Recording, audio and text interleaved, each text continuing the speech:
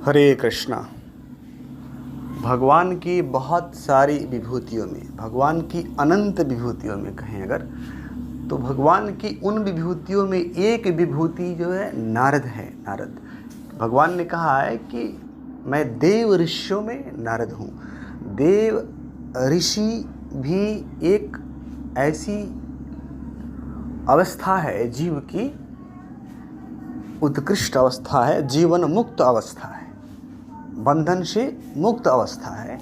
तो उन ऋषियों में मैं क्या हूँ? नारद हूँ, देव ऋषियों में नारद हूँ। तो नारद ऋषि की एक प्रवृत्ति है, उनकी एक प्रवृत्ति है, उनकी एक प्रतिज्ञा है या उनकी एक इच्छा है जिसको बोलते हैं, उनकी ऐसी इच्छा, कैसी इच्छा? परोपकार की इच्छा। परोपकार ही जिसका कर्म बन जाए, जिसका जीवन बन जाए, वो महात्मा। तो उन महात्माओं में नारद की ये इच्छा कि जितने जीव हैं, जितनी आत्माएं हैं जो कर्म बंधन से युक्त हैं, वो सारी की सारी आत्माएं ईश्वरोन्मुखी हो जाए, उनकी वृत्ति भगवत परायण हो जाए, वो जीवन मुक्त हो जाए और संपूर्ण सृष्टि भगवतमय हो जाए।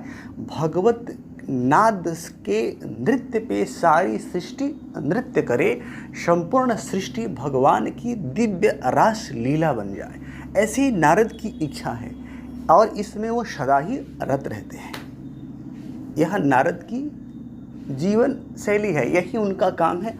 अन्य कोई उनका काम नहीं है, अन्य कोई उनका चिंतन नहीं है नारद का। और वो हमेशा भ्रमण करते रहते हैं इसी की तलाश में कि कोई क्या ऐसा कोई जीव है जिसके अंदर तीव्र आकांक्षा हो भगवतोन्मुख होने की, भगवत प्राण होने की, भगवान की शरणागति प्राप्त करने की। ऐसे जीवों की वो तलाश करते हैं, घूमते रहते हैं। और आज भी जिसे हम कलयुग बोलते हैं, इस कलयुग में भी वो महात्माओं को भौतिक रूप से फिजिकल फॉर्म में दर्शन देते हैं और मार्गदर्शन करते हैं। तो उसी नारद ऋषि की कथा, ऐसा पुराणों में ऐसा आख्यान मिलता है कि नारद के मन में एक बार चिंता हुई। नारद ने चिंता किया कि जब कलयुग आएगा तो जीव के अंदर या उस समय में जो लोग उत्पन्न होंगे, उन लोगों के अंदर इतनी शक्ति नहीं होगी कि वह योग या तप कर सके और अपने आप को परिष्कृत कर आत्म पद में प्रतिष्ठित हो जाए। इतनी शक्ति एक जीवन काल में नहीं हो सकती, जिसके कारण वो बार बार जन्म और मृत्यु के चक्र में पड़े रहेंगे, लगे रहेंगे। तो उन्होंने सोचा कुछ तो उपाय होगा, कुछ तो युक्ति होगी जिस युक्ति से जीव बंधनों से मुक्त हो जाएगा। तो पहले तो उन्होंने खुद ही विचार किया, लेकिन कोई मार्ग ऐसा नहीं मिला, सुगम कोई ऐसा मार्ग नहीं मिला जिससे कलयुग के जो जीव हैं उनको सहज मुक्ति का मार्ग मिल सके, सहज दुखों से पार जाने का मार्ग मिल सके। तो कहाँ पहुँचे? तो वो पहुँचे ब्रह्मा जी के पास। ब्रह्मा जो कारक पुरुष हैं, जिन्हें सृष्टि का कारण पता है। कारक पुरुष को सृष्टि का कारण पता है, इसलिए वह बंधन को खोलने की युक्ति बता सकता है, बंधन से मुक्त होने की युक्ति बता सकता है। वेद तो ब्रह्मा ही उसका सोर्स है। वेद मतलब ज्ञान। तो उन्होंने कहा कि भगवान, कलयुग में जो जीव होंगे उनके लिए क्या कोई सहज मार्ग है? क्योंकि उस काल में तो योग तप ये सब करना, यज्ञ करना तो बहुत ही दुष्कर कार्य होगा लोगों के लिए, क्योंकि मन बहुत ही चलायमान होगा। कलयुग में जो मन होगा वो बहुत ही चलायमान होगा, स्थिर मन नहीं होगा। तो कैसे होगा?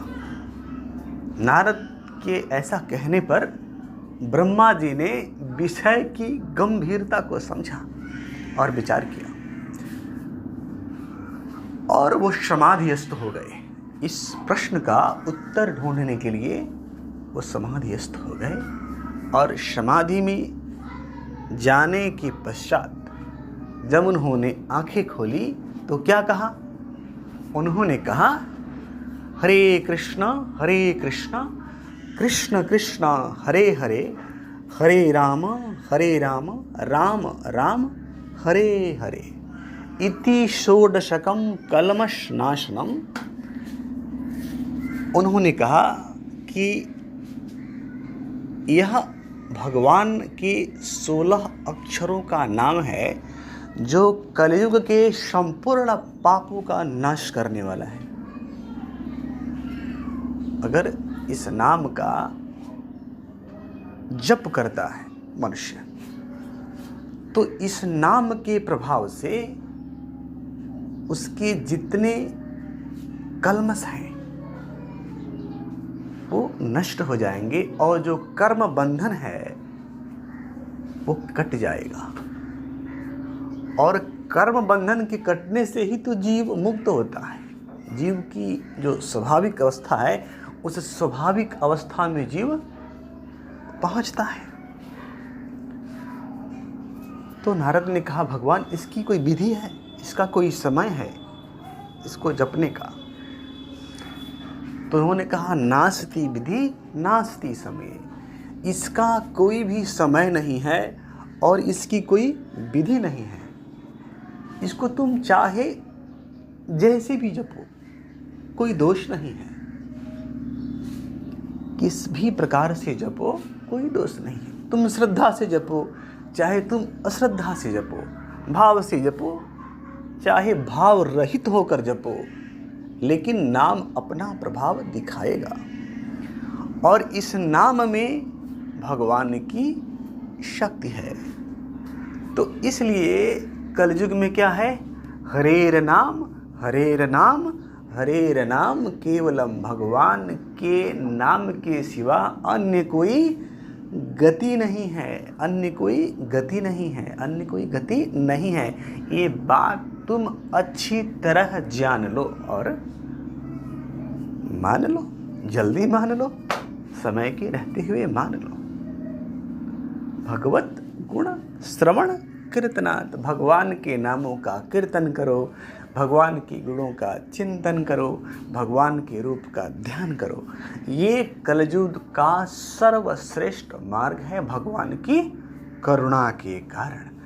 भगवान की करुणा विज्ञान के कारण नहीं, योग विज्ञान में है, तप भी विज्ञान में है, लेकिन यह क्या है? करुणामय है।